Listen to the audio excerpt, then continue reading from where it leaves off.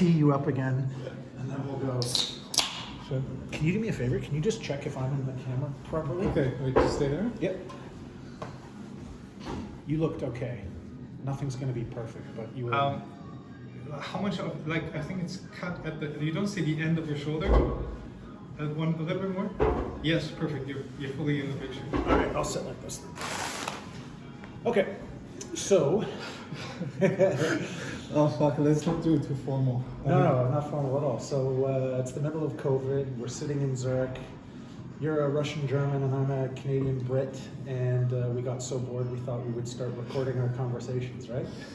Well, I think we're having an interesting conversation, so it's definitely something that might be worth listening to. Yeah. Yep. Sure, definitely. And I guess not that we have some sort of a big audience, but you and I, to like other people's outside perspective, haven't really caught up since the days of the FinTech Association and the Crypto Valley, which are now, I think, both really well established, but you've been working in the banking world and I've been taking a break to do like philosophy and research and other things.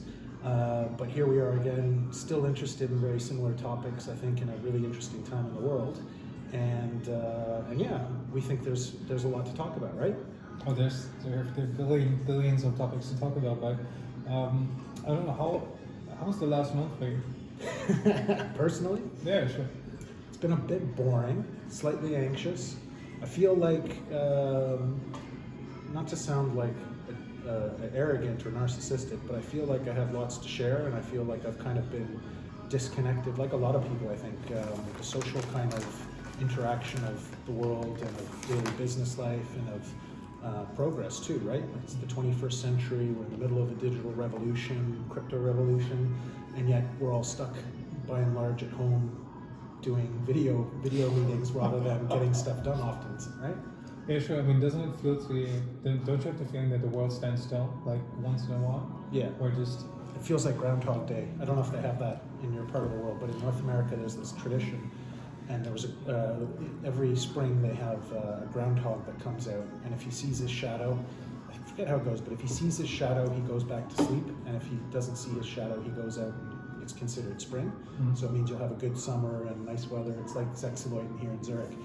And yeah, Groundhog Day was turned into a movie where Bill Murray, a famous comedian, every day wakes up and relives the same existence. And I kind of feel like COVID is this sort of like a pressure cooker. You see everybody going a bit nuts. Social media is tearing us apart.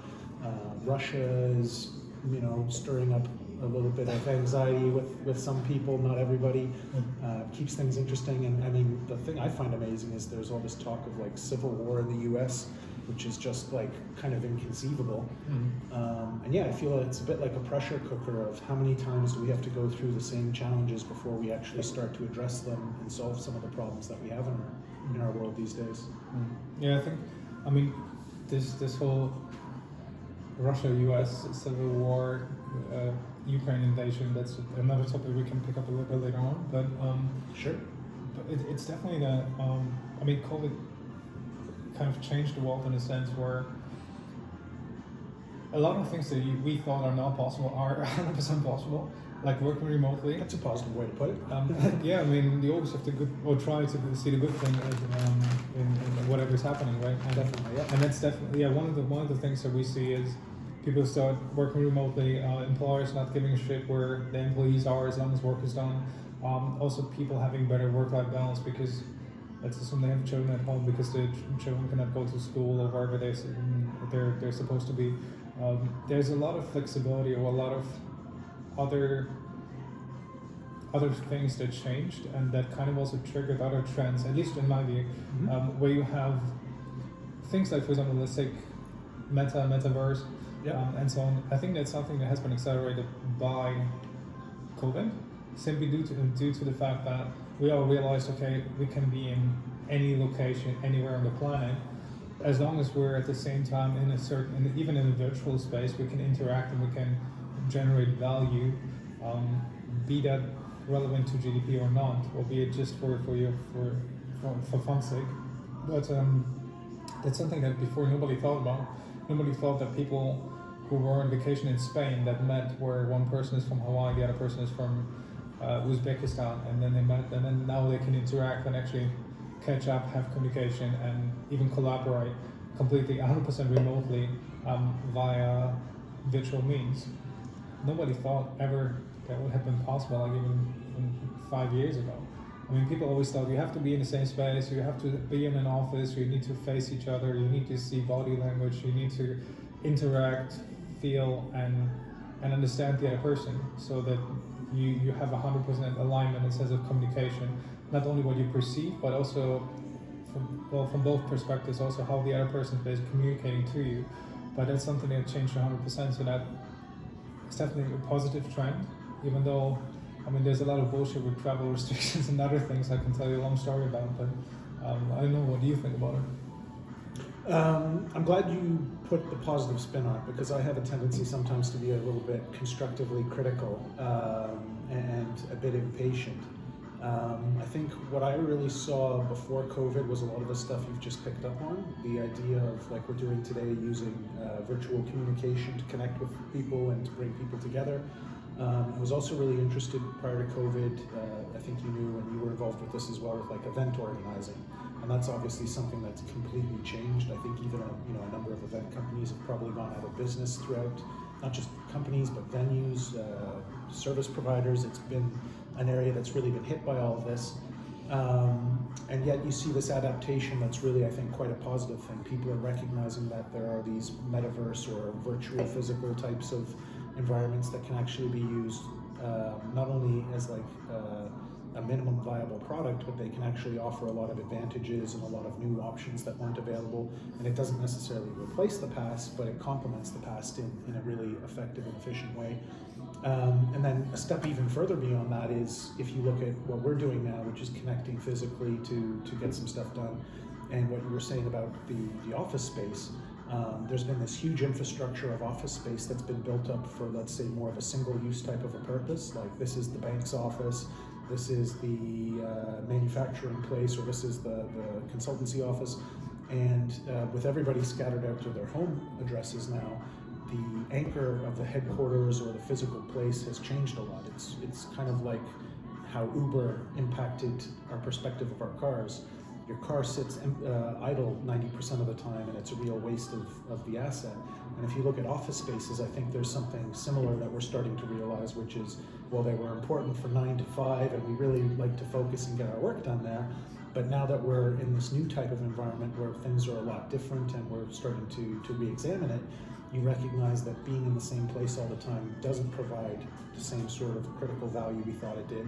And now you have these huge assets that are really, I think, being underutilized. So what do you do with those offices? And then on the other side, how do you connect people in the future? Do we all just go back to the same office we did before, or does that change a bit? So for example, do co-working spaces take on more of a role? Do you start to have like geographic hubs? Like, for example, here in Switzerland, the train stations are really important hubs. So do you see like co-working buildings almost getting built up closer to that, and new types of ways of working together? So yeah, I found that really interesting to see how it's accelerated some of the stuff that I think we were all really interested in, more of the innovation space, and now it's become a really identifiable everyday topic. But I mean, it feels like there is no concept of a headquarter, of a location of a company in a sense, because I mean, if you're a company, you're providing most likely in some form or shape some kind of digital service. Mm-hmm. So in that sense, the service you're providing is virtual. Your offices could be potentially virtual. That's why I mean, even if you check job openings right now, I've never seen so many job openings that are 100% remote. Mm-hmm. Where before it was rather the exception. Of course, because employers not really trusting the employees to get work done when they're not there. Yep. So this kind of has changed. Although, of course, I mean, there might be many people that are exploiting the situation, basically having 2 screens, one with Netflix running, the other one with whatever work. Exploiting, I'm not sure if I fully agree with, but fair point, at least to start.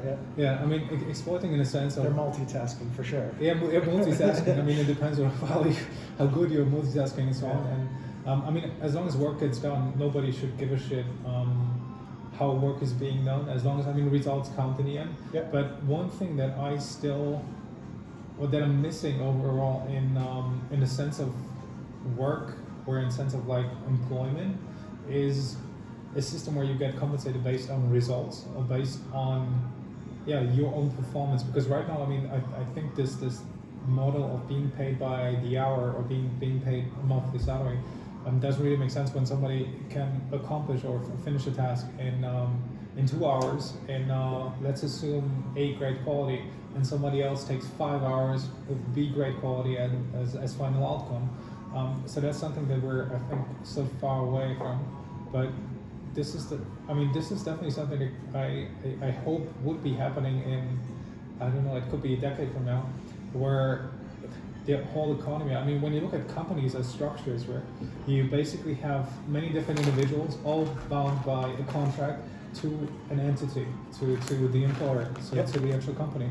And I mean, this is how Ethereum, for example, so the blockchain protocol came about. It was basically the thought of, okay, everybody interacting with everyone is bound by a contract, and that's how you then basically establish the initial really high level architecture of the network. But in the end, I mean, in 10 years, let's assume there's a company that right now has 100,000 employees all over the world. I mean, those might be to some extent automated. That's what I think will happen. But also to some extent, they will be replaced by the gig economy. So you will really have people coming in, and of course companies running, I don't know, a certain number of really, really large projects, and those projects being completed not by full-time staff. Because I mean, when you look at the overall economy or the trend towards efficiency and optimization, it has always been that you use less resources to basically get the same or a better outcome. So in the end, when we look at, for example, car sharing, or when we look at Airbnb, which is also basically utilizing existing resources in order to generate a profit, then it makes perfect sense, because when you see it from the perspective of a corporation, right, the biggest cost that you have is normally real estate. You have, well, your employees. Capital, human capital, sorry. Yeah, exactly. And then apart from that, okay, you have IT costs, you have other costs, and so on and so forth. But I mean, when we look at real estate, most likely a lot of companies will let their leases run out, and then simply not replace those, and basically say, okay, employees, you can work from home. We'll have one office where you can show up once a week or twice a week, if you would like to, and then have a coffee with colleagues. With could be good for Starbucks business. No, definitely. No, definitely. I mean, there's already a Starbucks at almost every corner, but yeah. That's true, yeah. And then also, I mean, so that's why you can basically cross through the real estate aspect. So, and that's why I was talking about having these, let's call them virtual headquarters, or basically headquarters that are not physical, where you can't go into an office, which is not really relevant if you don't have clients, right? I mean, if you have clients that don't physically need to come to you and talk to you in person, then why would you have those offices apart from maybe showing off or basically putting there a monument for your own, showcasing your own greatness? But apart from that, so there is a bit of a tradition in banking. We do like architecture, so yeah. Yeah, I mean they're but maybe for the wrong reasons, right? Perhaps, yeah. But and then in the end, so when you take this aspect out, so real estate has been crossed off the list, then when you look like right now, people being employed and basically having these people full-time on different initiatives, or having them full-time employed, is maybe something that companies should refrain from. And simply because given that those people are needed for certain projects, right? So you have certain initiatives you need to complete. There will be in the future a high degree of automation, so hopefully there will be a lot of jobs that will be automated. And of course, you always hear about people reskilling themselves, right? And then basically focusing on new topics, new fields, something new where they can add value. But then, I mean, shouldn't those people then maybe also not be full-time employed, but always, given their specialization and expertise, only work on a certain initiative, a certain project, be that for a sort of SWAT team kind of process where you get called in when you can actually deliver something that's useful, right? True, because I mean, what you see happening right now is, I mean, you already have, there are a lot of contracting jobs, right? I mean, especially in Switzerland, there are a lot of contracting jobs which are limited to 6 months, 1 year, where you come in and you're supposed to work on a project or an initiative and then deliver something and then basically fuck off again. And Move along, yes. Yeah, exactly. And I what you really see is that those people are coming in for a specific purpose. Now, when you have people around being employed full time, that might make sense for people you basically you would need always. In some context, let's assume that's marketing. Okay. So there's always marketing going on, always marketing initiatives. So you have people running marketing campaigns across the different social media channels. So there it makes sense to have somebody employed full time. Gotcha. But now let's look at other things like okay, there is a project where you replace a core banking system, which is like a 5-year project, where you're basically focusing on something very specific. And as soon as the project is done, everybody on this project basically gets fucks off. Gets replaced or basically needs to find something else to do. Yeah. So now when we're looking at an economy where you have these part-time, let's not call them part-time, more freelancers coming in with their expertise, and then them completing something and then again leaving, they don't become a liability to the company. In that sense, they come in, generate value, and then they leave again. So they're not draining the company of resources, and they're getting paid based on, well, right now still hours. Like the reward system based on performance is not there yet, but they don't become a liability because they're not staying around longer than needed. And I think that's something that hopefully, or at least I hope so, will be kind of become reality in the next few years. You touched on something you were mentioning a few minutes ago, which is this idea of performance-based compensation, which is something I think philosophically, in terms of like a perspective, makes a lot more sense. Instead of throwing cash out and expecting things get done, whether it's for an employee or let's say for like medical treatment. If you just pay for medical treatment and you don't ask questions about whether it works or not, it's sort of a similar situation. You want to pay for the results. You want to pay for health, or you want to pay for a service, not just for people moving around and doing actions for you, right? You want to get results. But it can be quite tricky to actually attribute results. And I think obviously that's part of the story behind cryptography and the more decentralized organizational structure, is that you can start to make that information more granular and trackable and things like that. On another side, I was wondering though if you had any thoughts more specifically about two things that I think kind of challenge the conventional way of thinking about jobs. One is general and the other one is more about Switzerland. So the general one was, I've heard a lot of discussion about Amazon and how they have this policy of a lot of workers basically can only stay at the company for about 5 years and then they're politely told, fuck off. That's not the way it works, but it's generally this sort of a revolving door where you come in, you have an experience, and then you kind of leave. McKinsey sort of famously, when I was going through my career steps, you were always told has this up or out type of an idea that you either excel in the organization or you take the experience and you go somewhere else. And I was wondering if you think there's any kind of a logic to that with what you were saying about this kind of gig economy or more project-based type of a work where people come in to get something done, or they work within organizations for a certain amount of time where they can contribute and also develop, but then they move on to other things, whether it's entrepreneurship or taking on new types of more senior roles or different complementary experiences. There's that. And then the other one, which I thought was a bit funny, is you mentioned we are here in Switzerland. It's one of the most expensive and fortunately best compensated places in the world, which is how a lot of folks end up here. But that also creates sort of a bubble where you have really high costs of doing business here, and you're entering into this more digital global economy where people are working in very freestyle sort of a jurisdiction. How do you see that kind of impacting things from your perspective? Do you see it as being a challenge for countries like, say, Switzerland or the US, where costs are high and people have high expectations for their career and their compensation? Or, how do you see those sort of two challenges to what you were saying a few minutes ago? So to topic one, I think it's a great model for people not to stick around for too long. Not to get too comfortable. Exactly, because you don't want your employees to become too comfortable, lean back, and not really perform because they know it doesn't have any impact or any consequences, right? Because in the end, people should evolve. It doesn't matter if they're just starting off their career and they're just 25 or if they're 55. They're still, at least I think there should be a company philosophy. People should always evolve and strive towards becoming better and basically improving themselves in whatever field of expertise that might be. For one that might be playing soccer, for another one that might be being a Python programmer, whatever that might be. But There's definitely, and also there were some statistics about company CEOs. So they took the Fortune 500 companies and tried to analyze for the CEOs how long have they been around in the company on average, and it was 3 years. So it makes sense because when you're staying along, a little bit or too long at a certain company, what happens is you get stuck in the ways, as they say.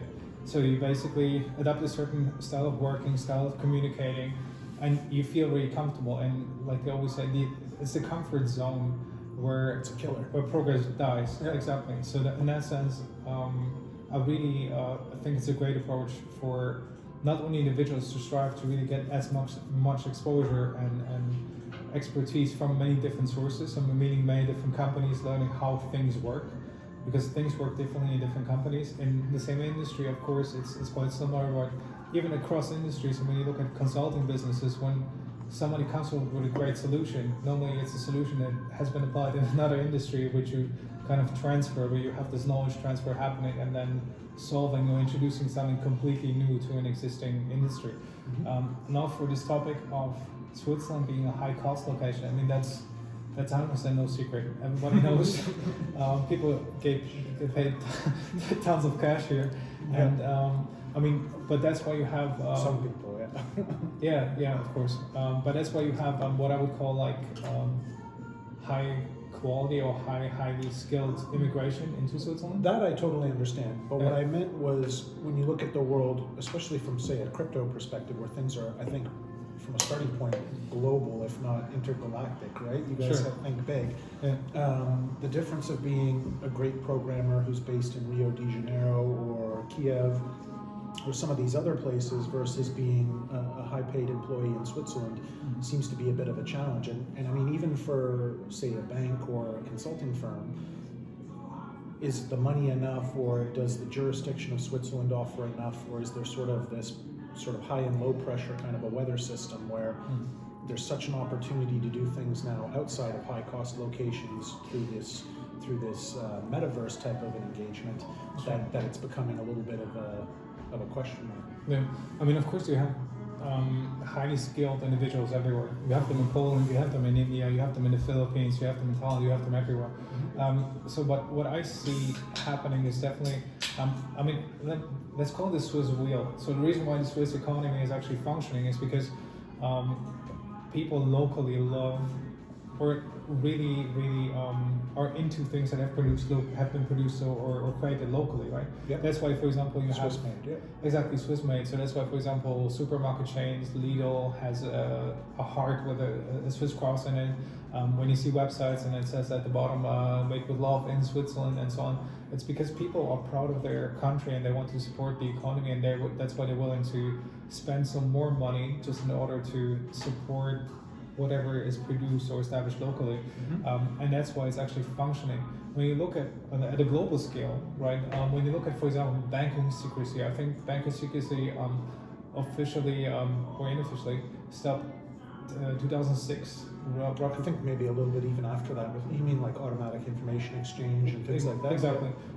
So and then when you look at contribution, for example, of the insurance and finance sector in Switzerland, before releasing and basically getting rid of the Banking Secrecy Act, it contributed about 11% to GDP.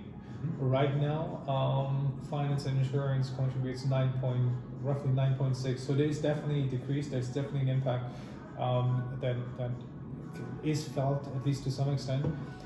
What is still keeping it up, or what is still maintaining at a very high level, relatively high level, is still banking secrecy being in place for everybody who's basically residing in Switzerland.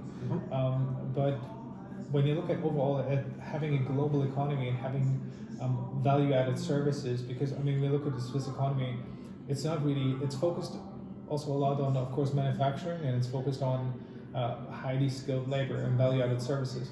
And when you look at those things, especially competing globally, and then coming under cost pressure, there are only a few ways where you can make this work. Either you have a lot of local consumption, which means like high cost production and high cost consumption, so both simultaneously.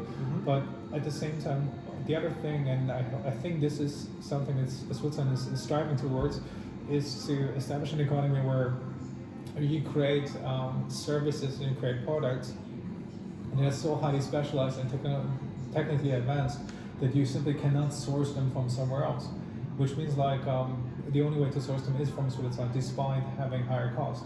But that's something that might be impacted, or that proves to be quite challenging, especially when you look at being cutting edge, because cutting edge happens anywhere. You can create cutting edge products anywhere on the planet, and here I think it's really about having a highly skilled labor force. It's about having the right resources, the right intellectual capital, and of course the right financial capital available to really make things happen. And I think that's what has been here so far, but definitely the Swiss standard of living over the next decade, 2 decades, 3 decades is definitely under pressure, and I think a lot of companies will live off the substance that's there and not really fast enough evolve and change and be able to adapt to this international global playing field. Yeah? I remember a couple of years ago when we were in sort of slightly different roles, Libra, I think was the first name of it, was the kind of big story connecting some global topics with what was going on and the stuff we were more familiar with here in Switzerland. You mentioned the metaverse, for example. That's kind of like an extension of that whole drive to move things forward in sort of surprising ways. Are there a couple of other things that you think are going on in the world right now, aside from like COVID and digitization in general, that you think are interesting topics, whether it relates to finance and innovation or just culture and what people are thinking about? Okay.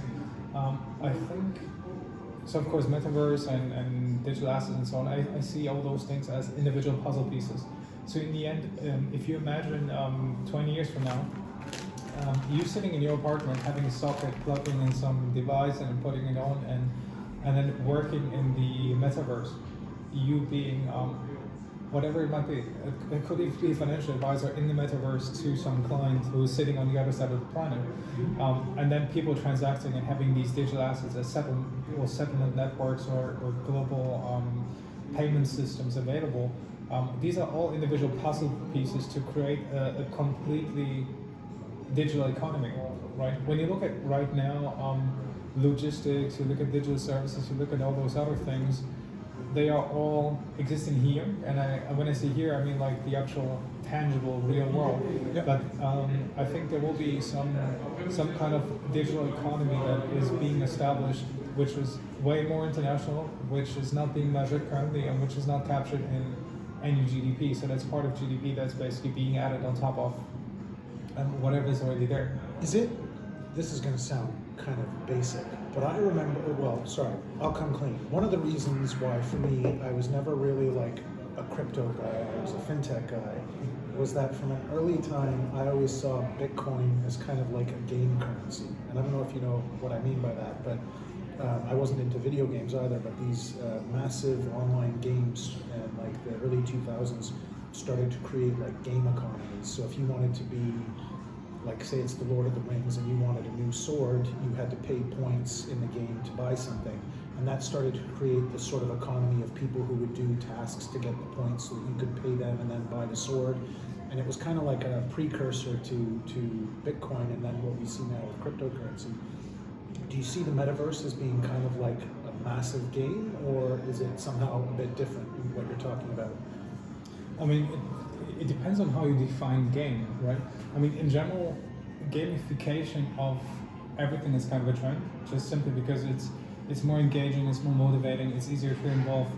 It helps with sales too, I think. Yeah, it helps with sales, it's easier to... That's the main reason. Yeah, I mean, I saw at some app where there was some advertisement where people had to swipe their card. Okay. And I think it was UNICEF or the World Food Program, basically having a slice of bread there, and then you need to cut through the slice of bread with your credit card. and then you basically slice off one slice of this bread with your credit card. And this is also gamification. So it's like an interaction design too. Exactly. Right? You basically cut it with your credit card, and then at the same time you're simultaneously donating to the World Food Is Program. that like $1, $2? Yeah, slice? exactly. Basically, one slice. I think it was $1 or something. Cool. That's kind of fun. Yeah, exactly. So this is way more engaging. We're way more interacting. So we see this happening, I think, everywhere, more and more. But in the context of a game, I think, well, it depends on how you define game. So a game itself, the metaverse could be a giant game, but at the same time, it's a parallel life, right? Right. It's basically something where I could, let's assume I could be impersonator of Al Capone in the metaverse. That's a good one. And this is my role, and this is literally what I'm playing, and I get paid for it. I could, there could be a virtual opera where I'm then playing Al Capone and singing, and I get paid from the crowd in cryptocurrency. This is getting interesting, yeah. And then basically go home, transfer this currency into actual fiat currency, be this US dollar, euros, Swiss francs, whatever it might be, and then spend it in the actual world for groceries or whatever it might be. So in that sense, I mean, it is kind of a gamified world. It's a parallel universe, a parallel life, and so on. But at the same time, it's something that could create tangible value, benefits, and results in the end, which would be, for example, generating resources. It brings to mind the scenario, and there was a second example, but it just slipped from mind. But it brings to mind kind of this famous recent movie, Ready Player One. And I was going to ask, how does the physical world versus the metaverse kind of relate? Because the sort of the dystopian fantasy or perspective of Ready Player One is that the metaverse or the virtual world is amazing and addictive, and we spend our whole life there. But you live in, trailer park slums, and your parents are throwing beer cans at you and stuff like that. Mm-hmm. So how do you kind of see the two worlds actually connecting between physical and virtual? I mean, I think there's a general shift, especially when you look at the young crowd, Generation Z, whatever it might be, them perceiving, for example, their Instagram profile as more important than actual appearance, because using filters, using additional things in order to adjust what people. Yeah, most of the day they're dressed in sweatpants, but then when you look at their life on Instagram, they're dolled up. Exactly, and then because Instagram doesn't showcase the real world, right? I mean, Instagram is showing other people how you want yourself to be perceived by them. Right. That's why you never have sad moments, or you never have tragedies, and you never have bad hair days. Yeah. There are basically no bad days. It's basically like always sunshine and rainbows, unicorns walking around, and you getting a huge paycheck, and that's basically Instagram. But when you look at this, but 1,000-fold, that's something that could potentially be the metaverse, where you have, again, you don't even need your own profile, you don't need your own face or something else, but it is really about people being there, and then people having a certain avatar. So the avatar basically representing them and looking a certain way, how they want to be perceived by the surroundings, interacting with individuals on the other side of the planet, or even outside of the planet, and then interacting, discussing, and being perceived in as the character they would like to be, like me being Al Capone. Yeah, so I totally hear what you're saying. I actually think it solves a lot of challenges that people feel very pressured by in the physical world. I mean, not to get controversial, but it's 2020, 2022, and for example, like gender is a big topic, and people have all these sort of complicated questions about that. Whereas in the metaverse, it's a pretty easy thing. You can be who you want to be: Al Capone, an opera singer, a ballet dancer, right? But on the flip side, we're not quite in the full metaverse yet. And the closest thing we have from the same folks, who I think are officially now called Meta, Facebook has had a lot of criticism recently about the whole idea of like its negative effects on people, and in particular their mental well-being, their psychological health. Do you see that as being kind of a step towards a better future with the metaverse, or how do you see the potential threats of the way we present ourselves in a virtual world? I mean, it's definitely something that I think, we as human creatures, right, when you look at evolution and everything else, we used to live in herds, and when we used to live in herds, then you basically had different people going hunting, other people being at home, basically cooking, preparing, taking care of the cave, whatever it might be. And I mean, humans are social creatures. People crave interactions. And I mean, this world we have right now, like for example here in Zurich, people earning tons of cash and people sitting alone in their apartments. This is not natural. This is not the natural state of people, and this is why you see, for example, a lot of people getting depression, or a lot of people going somewhere and basically buying themselves some animal, whatever, a dog, a cat, a therapy dog, right? A parrot, or whatever it might be. I mean, all these things are simply consequences of trends that we're experiencing, right?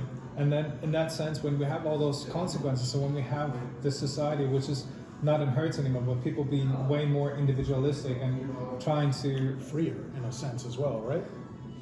Freer to some extent, but then I mean, freedom comes at a price, right? Mm-hmm. And then people craving social interactions, and those social interactions are normally most natural and most, I would also argue, pleasurable in person, right? I mean, basically, you interact with somebody else. You else. might have a point there. Yeah, I mean, instead of a video call, I would rather sit down. First dates aren't the same in video chat. Right? No, definitely. Are you kidding me? I mean, yeah. But I mean, people sitting next to each other, just communicating, looking at each other, feeling each other's presence. Yeah.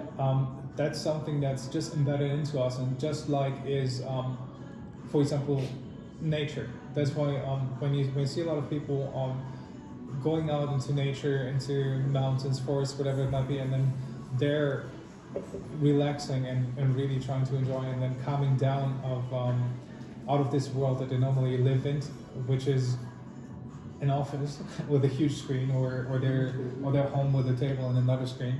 And it's definitely, it will have side effects, because it's just not a natural state for people to basically simply be somewhere at the same place, being in a virtual space, but not physically being active and moving.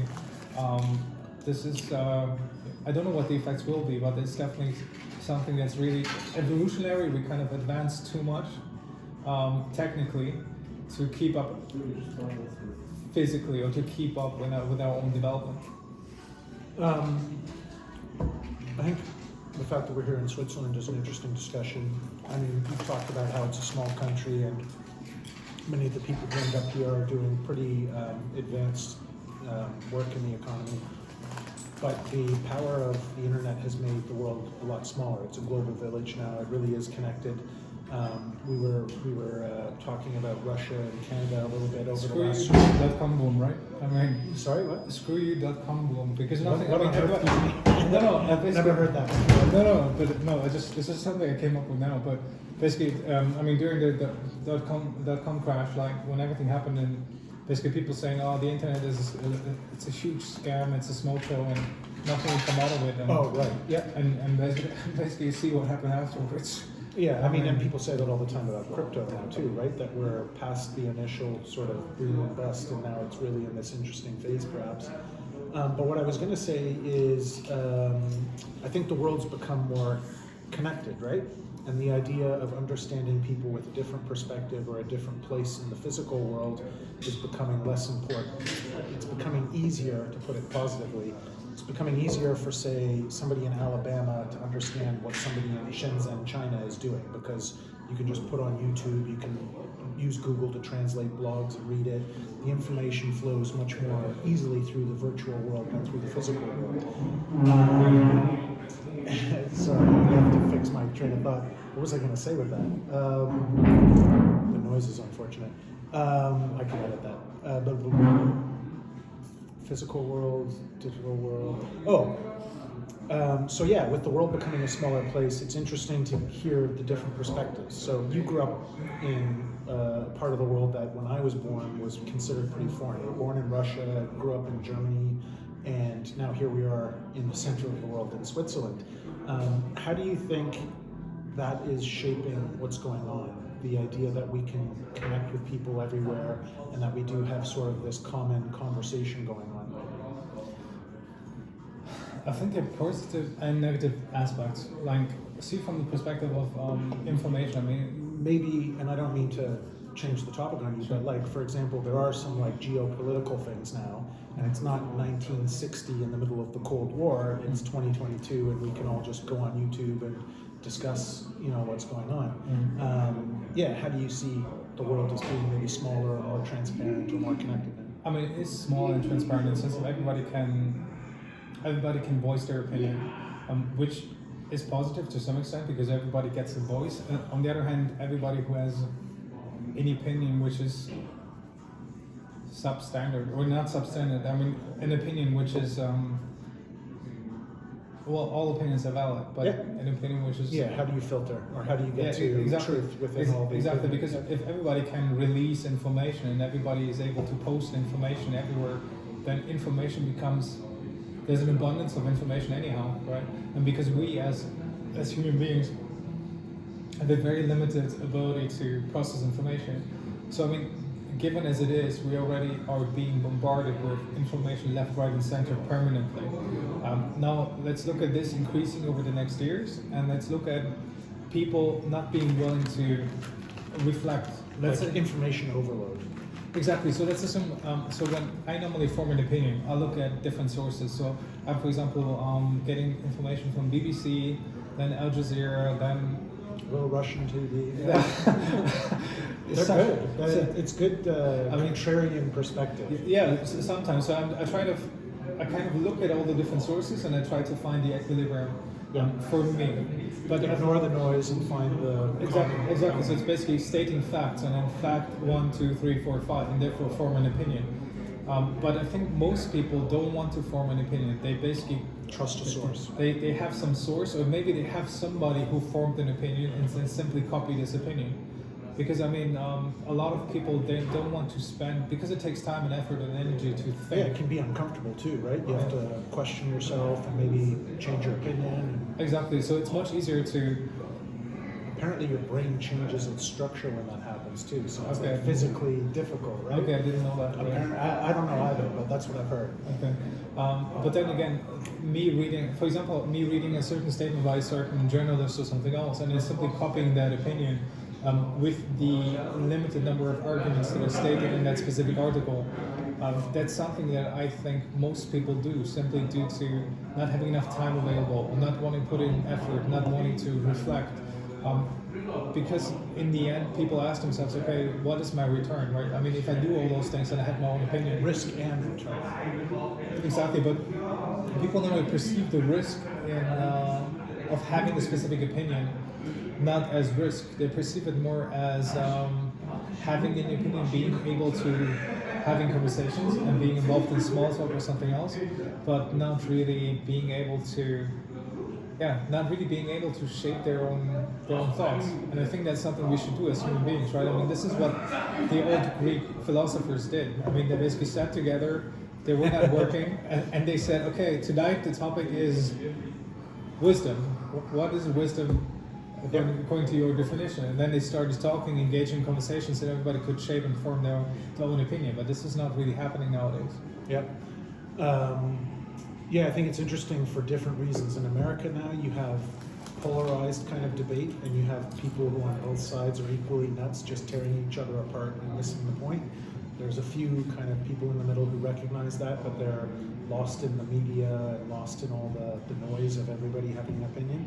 And from what little I hear in Russia, it's a bit more straightforward. Putin is great as far as it officially says, and the official opposition is, last I heard, went to jail again or something like that. But yeah, obviously the world is evolving, and the way that we resolve things is taking new shape. Yeah, but I think it's funny if you say it. I mean, me also being Russian, for example, I mean, I'm not a fan of anyone. I basically look at what everybody does, and then I try to form my own opinion by challenging whatever they do or say, whatever it might be. For Russia being an incredibly large country, you know how they always say, people always get the government they deserve? And that's actually what people think about China and Russia, for example. For China needing, for example, a government that's really authoritarian and that's really like ruling and really organizing people's lives to a certain degree, in very detail. And then for Russia, you have the same thing where you have one strong man leading the country and being able to keep the country together. And this is the number one part. Inspire people as well to a certain extent. Things Exactly, like that, yeah. exactly. And then basically, I mean, if you take Russia's GDP, it's roughly similar to Spain. And Spain has what, I think it's A lot less people. 38 million people, 42 million people, something like that. And then you have Russia with 112 million people. So, I mean, Russia itself, GDP-wise, and its relevance to the global economy is not as significant as people perceive it. But I think what is happening is that people themselves are not challenging themselves enough, right? Because, for example, somebody living their entire life in one country, and that's why we are very fortunate, right? Yeah, totally. We managed to live in many different countries and to actually form a perspective and not really having this tunnel vision by only living in one country and only being fed the same food our entire lives, and therefore being able to reflect and being able to, well, kind of also challenge ourselves, because you need to challenge your own beliefs and thoughts once you actually face something that's different from what you're used to or different than something you actually learned when you were younger. Yeah, I think back to the whole metaverse topic, that's something that isn't so much of a privilege of those who are willing to work hard enough to get here or fortunate enough to travel around for whatever reason. You can really actually sample what's going on in different perspectives. You can watch Money Heist from Spain, and I don't know what the Netflix series from Russia is, but I'm sure there's some content from Russia that people are watching as well, and it's given them an insight to, you know, what it looks like there, what people are thinking about, what they sound like. And it's pretty cool to see that. But you should stay away from Russian movies because it's always one Are they person. sad? It's one person dubbing the whole thing. So it would be one man, and the man will like first play the role of the main figure. Let's assume it's a male hero, Yeah. and then you have some woman on the side, and he will actually also be the one who's dubbing that voice. So you will hear him speaking in different tones, but it's the same Male or person. female? Yeah, no, all characters, just all characters, one person. So this is exactly, yeah. So, Somewhere in Russia, there's a story of a guy just like Walt Disney, except he didn't become world famous for that strategy. probably, yeah, probably. Yeah, that's funny. There's lots of stuff I'd love to talk about, but it's getting noisy, and this was meant to be breaking the ice, not getting it perfect. I was curious, what do you think? You know, or what for you was first of all interesting about sort of sharing your thoughts or getting involved in a more metaverse style discussion? And what do you think are some of the, not to say goals, but where do you think a conversation like this could go in the future? I think, no, first of all, of course, I really enjoy our conversations, simply because we're having different views and we're really willing to share those views. So when I'm talking to you, there's no filter, there's nothing. Like I say what I think, and I think that's something that is incredibly valuable in today's world. In the sense of like metaverse and those other topics, it's definitely something to be explored. It's something that nobody is familiar with and nobody's an expert in. So it's something that will take time and then will evolve over time, I would assume. But I think there are different topics which are interlinked, so if you will. So there's metaverse, there's digital assets, there is the finance world, there are many other topics. Oh, I love this music. Amazing. Real life. This is prototyping for real, yeah? Yes, definitely. Beautiful. Sorry, you were saying all these different aspects? Yeah, all these different aspects are interlinked. So I think, I mean, if you take the whole world, right, and this is something that I think, wasn't it like long-term capital management did long time ago, right? Trying to figure out, okay, They tried. I don't know if it works. Yeah, sure. Having those 40,000 or 400,000 parameters and basically feeding them into a computer and being able to calculate the likeliness of a certain equity going up or down. And I mean, this is what the whole world is. I mean, it's kind of the butterfly effect, right? You have somebody at one side of the planet, a certain event is taking place, and it's having completely different assets on the other side of the planet. And nobody knows the actual correlation or link of events. So I think that was such a perfect segue, because I wanted to say why I was interested in this. I think there's some really interesting discussions going around in the world right now, out there in the metaverse, and we have an opportunity to kind of see them. And what interests me is that so much of the world exists out there, and yet there's such a huge influence from here in Switzerland. And I mean, it's not hard to see. You have a strong presence with the United Nations. You and I know the Bank for International Settlements from different angles, but there's a lot of other stuff. World Health Organization now is trying to help bring together different parties to figure out COVID. And I really think it's an interesting position to be in, where you have sort of this privileged group of us that have come to Switzerland and bring these different perspectives on the world. And yet I don't really feel like some of the big discussions, let's say in Russia with opposition, or in the US with the polarization, or with China, and how does that kind of monolithic perspective on the world evolve into the rest of the world. I really don't think the conversations that are going on out there in the metaverse that we can all kind of tap into have really fully connected in a meaningful way here in Switzerland. That it's kind of like in the business world, I used to say I like to attack a problem from the top down and the bottom up. So I would talk to my peer in another department and say, here's what we should get done, and you work for this guy and I work for this guy or a gal, and let's figure it out. And then you realized you also have to talk to your managers, and then they talk to each other, and then the top-down order comes as well. And yeah, I mean, it's funny, the butterfly effect, but I think there's things going on in the world right now where you can recognize there are some people who are, I don't think any of us is a genius. You're a normal guy, I'm a normal guy. But when you put some normal people together who've been given the opportunity to learn and go out there and experience the world, they start to recognize some similar things and some good opportunities, and they're usually pretty willing to work together. So I really think there's this interesting opportunity to connect Switzerland and the kind of special bubble that we have here with the bigger bubble and all the ones kind of bouncing around in that in the wider world. It's definitely a giant bubble. It's a bubble, yeah. But I think it's not so hard. It's all in our mind, and you and I can travel across the border easily. We can talk to folks anywhere in the world, and although banking secrecy and a few other things have a very strong legacy here, I think when you look at the young generation that grew up on the internet, their influences are from all around the world, and they don't look at things quite the same way, right? No, it's very different, right? I mean, nowadays there are no borders.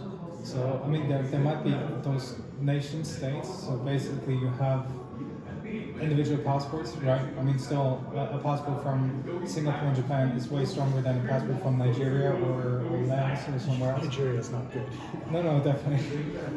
But still, I mean, this is a concept of nation states. But now, let's imagine the metaverse being a completely virtual world, and there are no nation states being existing, but people organizing themselves among groups, for example. Yeah. So, I mean, it's a completely different concept. So maybe there will be certain group passports or group identifiers or whatever else that might be being issued in the future, and those will be able to give you certain benefits. Yeah. Be that crossing a border, or be that being able to pay tax in this jurisdiction and not somewhere else. So this is something that's a completely new world. Nobody knows. Everybody who would say who knows what will be going on would be lying. I mean, let's be honest. Yeah. So. Well, yeah, I don't want to drag things on because for those who don't know, it's late here in the evening, and it's this was an effort in getting started, not getting it perfect. But yeah, I'm looking forward to following up and not only talking with you, but also I think pulling in some other people who can start to build out some of the ideas that we think have some potential to actually not just have an impact in what we're interested in and what we're doing here in Switzerland, but also I think be relevant to the wider metaverse, right? No, definitely. But pleasure. Cool. You don't need to thank me. It was the two of us doing it. So that's but enjoy the conversation though. Very much as usual. All right. Well, first one's done. Thanks, John. No stress. You don't have to thank me. I'll turn off the camera. So this was almost certainly a practice because of the background sound, but